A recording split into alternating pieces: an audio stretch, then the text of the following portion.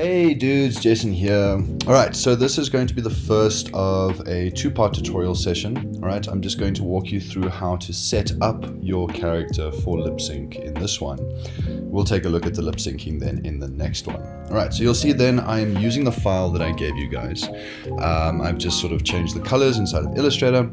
And now I am ready to dive in. Alright, so you'll see that I'm inside my composition for this basic character, and I also have my mouth shapes. Okay, so let's deal with the mouth shapes first, and we can take a look at then how we go about doing the eyelids and things like that. Okay, so the first thing I'm going to do is I'm going to turn off layer 15, that's our background. I can lock that. Excuse me, actually I can just make it shy. And then the mouth shapes layer 14, that's just the lettering, I'll make that shy as well. And we'll get rid of those. Okay, so the first thing that I want to do is I am going to select all my layers and I am going to go to the Align tab. If you don't have that, window Align. And I'm going to make sure to set it to composition, right? So by default it's set to selection, we'll set it to composition. And I'm then just going to align everything horizontally and vertically. So all of our mouths are now sitting on top of each other. Okay, the next thing I'm going to do is I want to now shorten the length of these layers. All right, so I could simply just click and drag this, right? I only want these to be 1 frame long. Alternatively, if I hold down Option or Alt and I hit the close square bracket, boom, it does that for me. All right. The last thing that I want to do before I layer these out or stack them out is I actually want to set the very last layer to about 3 frames long. Right, and that's just to take into account, or to account for rather, how After Effects goes about reading a piece of information. All right, so again, I'm going to select all my layers. I'm going to right click and I am going to go to Keyframe Assistant. All right, and I'm going to select Sequence Layers. I don't need to worry about any overlap. I'm just going to say OK. And there we go. It's going to sequence it out for me. Now, I think it did it backwards because I selected from the bottom up. So let's just see quickly. Keyframe Assistant, Sequence Layers. There we go. Cool. And I'm then going to end my timeline on frame 14. So I'll hit N for end, and we'll leave it like that for now. Okay. The next thing that I want to do is I want to essentially generate some text layers so that I can again see exactly what it is that I'm working with. All right. So what I'm going to do is I am going to quickly hit Control T to bring up my characters, and I'm just going to then create a layer. I'll quickly cut that down to a single point. And this is for AH, so that's the R sound. And then essentially I'm just going to duplicate these, set it above, and continue like this, so that it all makes sense. All right, so I'll speed through this and I'll see you guys on the other side.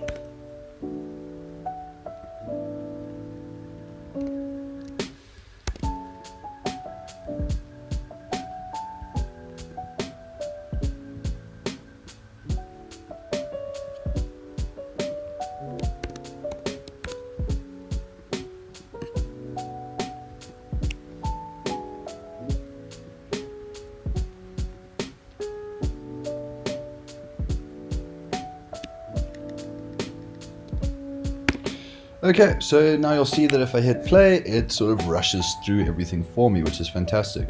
You'll also see that I added a rest sort of, what do you call that, modifier, label, to the M mouth. All right, so we do want to have a mouth that kind of would be a mouth that's just closed and resting during sort of pauses. And this one to me kind of just looks like the best option for that. So we shall use that. Okay, so once this is done, I can then jump back into my character for lip sync, and I can bring my mouth shapes composition down into this, and I'll just drop it on the very top. Okay, so I'm sort of just going to move this to where I'd want it. I'm actually going to click and drag all of these. I essentially just want my character to be chilling like this, so my mouth would then be sort of here. And I can just lock and hide that for now. Okay, so the next thing I'm going to show you is how we would go about dealing with our eyes. Okay, I could probably stand to scale these down just a little bit, but we'll see how it goes. Maybe I can just scale my base up.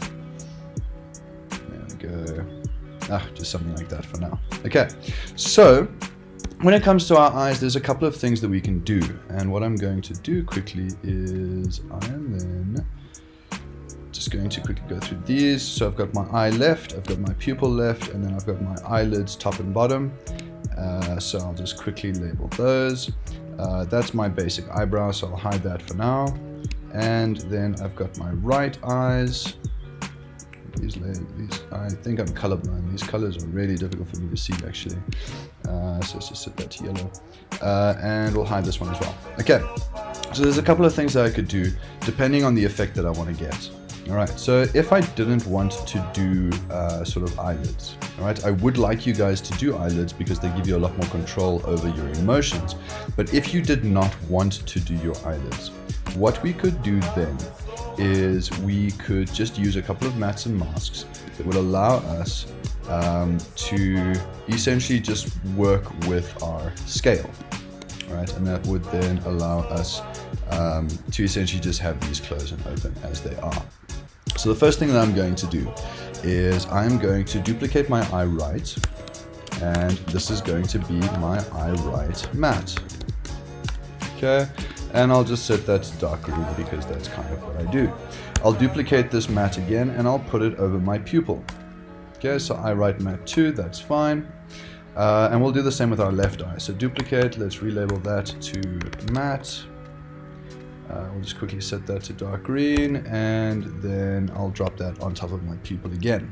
Okay, so then the next thing that I want to do is I'm then just going to apply some alpha mats to these, to the pupil and to the eye left. All right, so you'll see then, for those of you not familiar with alpha mats, we've got these little icons. The white icon is the mat itself, and the layer below that, which it has to be below the mat that it's going to reference, has this little sort of like black circle. All right, so I'll quickly do the same over here. And what this essentially means is this information is going to be, oops, have I done it wrong? It's cracking here. Why is this doing this? Let me just undo that quickly. Eye right is alpha matted to eye right matte. Pupil right is alpha matted to this matte, and for some reason it has decided that it's not going to work. So interesting. I'll try and figure that out. So let's work with the left eye for now then. Okay, so what I can now do is I can actually parent my matte. Let's just drag this out of it so we can see what we're doing. I can parent my left eye matte to my eye left, and again this matte over here to eye left. And now when I play with my scale, if I turn off that link feature and I play with the X and Y hide, you'll see that those mats then hide the eye as well as the pupil. All right, but it's kind of like not really the nicest thing that you can see. I prefer the eyelids because, like I said, they just give you so much more emotional sort of push. Oh, I think what's happening here, yeah, that's right. Okay, because I had hidden things were going wrong, so I put that there. There we go. Okay. One of the sort of downsides of shying layers is that when you create new layers, they go to the very top, and you don't see that there are actually sort of like hidden layers in between. Okay, so again, what I'm going to do is I'm just going to parent my eye right mats to each other. This isn't necessarily necessary for the next method that we're going to do, but just to sort of keep with where we're at. Okay, so let me bring back my eyelids. All right, so I've got these eyelids here, and I've got these eyelids here, and let's just unshine those so that we can work with them. Okay, so these are also going to be matted. All right, and essentially, because we're not going to be matting the actual pupil and the eye, I can actually save myself a couple of layers here. I'm just going to select everything. I'm going to make sure that my parenting is set to none, and I'm going to make sure that my track mats are set to none. All right, which means then that these layers that I had created as mats I can get rid of, because I'm not going to be using them for this method. Okay, so I now have my eye left, my eye right, and I have the corresponding eyelids. Okay, so what I can do then is, again, I'm going to duplicate my eye left. That is going to be the top eyelid mat, and I'll duplicate that, and that can be my bot mat for the bottom. And I'll just quickly make these dark green so I know what they are. Okay, so these are going to sit above our eyelids. Okay, so the bot, obviously I want to have sitting above the bot, and the top I want sitting above the top. Okay, so again, just so that we can see what we're doing, I'm actually just going to move these to the center as though the eye were closed, and I'm going to apply an alpha mat there and there. Okay, so now when I open them, boom, I now have eyelids that disappear. All right, I do want to still create a mat for the pupil, because as you can see, as I drag that pupil out, it sort of moves outside of the eye, and we don't want that. So I'm just going to duplicate my eye left one more time. I'll put it above the pupil, and let's just call this mat as well. I'll label it accordingly, and my pupil left can then have an alpha mat put on top as well. So now when I move my pupil, it will actually disappear when it moves beyond the eye. All right, so I'm just going to quickly set up the right side of the eye, and then we shall continue from there.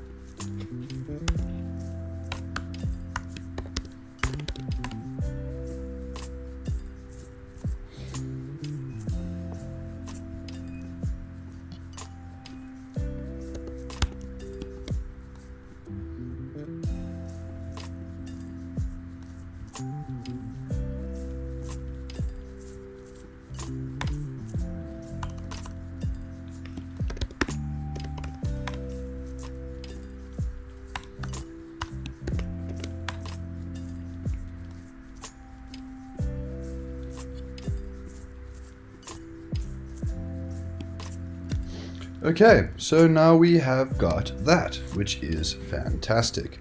So now what can we do just in terms of like animating this? All right, so let's just quickly drag these out. What I can do quickly is I can then also, let's just make a new null object.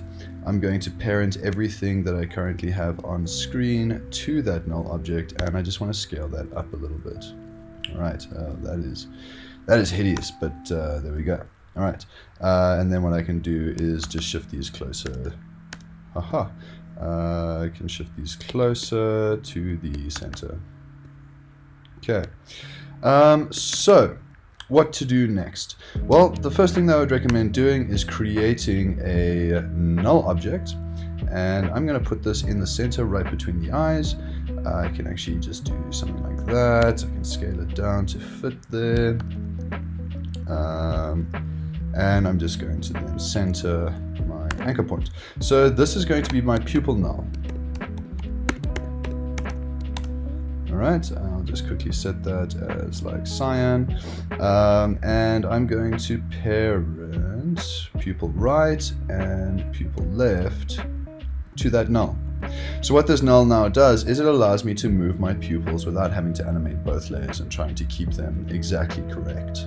Okay, what I can then also do is I can create another null object. So I'll just quickly duplicate this. And I'm going to call this eyelid top null. And again, I can just grab my eyelid top. Let's actually, yeah, well, they're gonna be the same for both. So eyelid top right, eyelid top left, parented to that. And now when this null object moves, we can then move both of those eyelids. Okay. I probably should have just quickly shifted this. So let's, we'll keep it cyan, but let me just shift it up here, and we'll just quickly adjust the scale so I can see what I'm working with. And now I can put on my eyelid top right and eyelid top left and parent those. Okay, again, duplicate those. Let me move this down to the bottom, and again, this is now going to be my eyelid bot. Bot. All right, and then as I'm sure you can guess by now, eyelid bot right, eyelid bot left, parent those to the eyelid bot null, and I can then animate those as I see fit as well. All right, so I can have my character blink, I can have my character sort of like squint his eyes like a the fuck kind of look, and we're going to then use these when we're animating a bit later. Alright, I'm just going to change these colors quickly so that I can actually see them on top of this blue. Wow, I really am colorblind. Okay, so that is, that's that. Alright, so we've set that up. The next thing we can do is we can just unlock our mouth shapes and we can re-show those. And as you can see, we now have these mouth shapes that if I play through, they sort of like stop at this point, and we want to fix that. Okay, so I'm going to jump back into my mouth shapes. I'm going to just right click on my work area here and say trim comp to work area. And then once we're done with our animations, we can always just right click on the red labels, whatever labels you make your text files, select label group and hide them. And then that's then, you know, they're not going to be visible then, they're not going to show in your render. Okay, so because I trimmed my work area, you'll see that my composition is now really short. And that's fine because we are going to right click on that layer and we are going to go to time and say enable time remapping. All right, so what time remapping essentially does is it will say, okay, so we have 14 frames and everything is on a single frame. Let's say that this was 5 seconds long. If I created a keyframe, I could say, okay, cool, let's have these first 3 seconds occur in the time span of 1 second. All right, so that gives us a lot of options when it comes to retiming. So it creates keyframes for us, start and end. I'm going to delete the end keyframe because I don't need it, and I can then just keep this keyframe where it is. I'm going to right click and say toggle hold keyframe, very important that we do that. And now what I can do if I'm holding down Command or Alt, or is it Control for Windows? Just try that. You'll see then if I click and drag it to either side, I am now dragging it frame by frame. And that then allows me chance to work with my audio and get exactly what it is that I need. Okay, so then obviously I can drag my timeline down and I can move over to the next lip sync. All right, so that's why it's very important that we toggle hold keyframes. If we don't do that, if I just quickly show you here, then it will cycle through everything on its way to the next mouth. All right, so that's why we want to do toggle hold keyframe. All right, so that is then pretty much our setup. I'm actually going to select all of these layers and I am going to shy them. All right, I'm only going to be working with my mouth for now. So typically when I do lip syncing, what I'll do is I'll start off with the mouth. I'll try and refine that as best I can. Then I'll go and jump to the eyes. The eyes will obviously then add my first layer of expression, and then I'll jump to the eyebrows and finalize my information for that. So that reminds me, the very last thing that we want to do is just our basic eyebrows. All right, so I've got these eyebrows, basic eyebrow left and basic eyebrow right. And what I'm going to do is I could either use my pen tool. So let me show you that option quickly as well. All right, so eyebrow left, eyebrow right. Let's move those out the way. If I were to just quickly deselect these. Okay, deselect. I could grab my pen tool and I could draw out an eyebrow. All right, so I could get rid of my full and let's make this the same sort of dark blue, and I could set that to about 15. Okay, so what I can do to now work with this, I've got this layer, so I could label that as eyebrow left. All right, and if I jump inside of the contents of this layer, I've got shape 1, I can then adjust the path, the stroke. So what we're going to do then is we're going to change the line cap from butt cap to round cap. So that's then just going to round out the edges. And yeah, I'll pretty much just leave it at that. So what I can then do, sorry, let me just open this again, is I will, instead of animating the transform options, I could obviously animate the rotation and the scale and things like that as well. But I'm going to work on the path. All right. So if I sort of just move myself down the timeline and I click and drag my pen tool until I get the convert vertex tool, I can then add a path and that will animate. All right. So this will then allow me to have sort of control over that sort of emotion. But obviously it's sort of super simple because I only have a single point. Now, if I were to just quickly get rid of these keyframes and add another point to my line, right? So if I were to do that and then grab my convert vertex tool, I could obviously do very interesting then things as well. And then jumping back and forth to my pen tool, which would allow me to then, let's grab my pen tool, move these points as necessary, which would allow me to animate them. All right, so yeah, obviously need some easing there, but so that's what we could do. An alternative is using what we've got. All right, so if I were to quickly grab my eyebrow, this mouse shape is really getting in the way at this point. Eyebrow, I want this one, bring it down. What I could do is I could draw a mask over it. All right, just to sort of lock this information in place. I could go to my effects and I could get CC Bandit, drop that on top of my eyelid, and I set the start point at one end, the end point at another, and then when I bend it, okay, so it's moving beyond the realm. This is always frustrating. So sometimes, what did I do to fix this? I think what I did was, I think I had to pre-compose it, and then did CC Bandit work? I remember working this out with my first years, but that was like literally 6 months ago. Okay, never mind. So CC Bandit, I mean, if you can figure it out, sure, go for it. But alternatively, let me just pre-compose that. Cool. Alternatively, what we could do is we could then just grab our puppet pin tool, create our points. I'm going to set the engine to legacy, and that would then allow me to obviously animate it as well. All right, so whichever method you want to use, that is perfectly fine as long as we get the emotion across. Okay, so I've essentially set up my rig for animation. I would obviously create a null for these eyebrows as well. So let me just duplicate this, and we'll call this the eyebrow.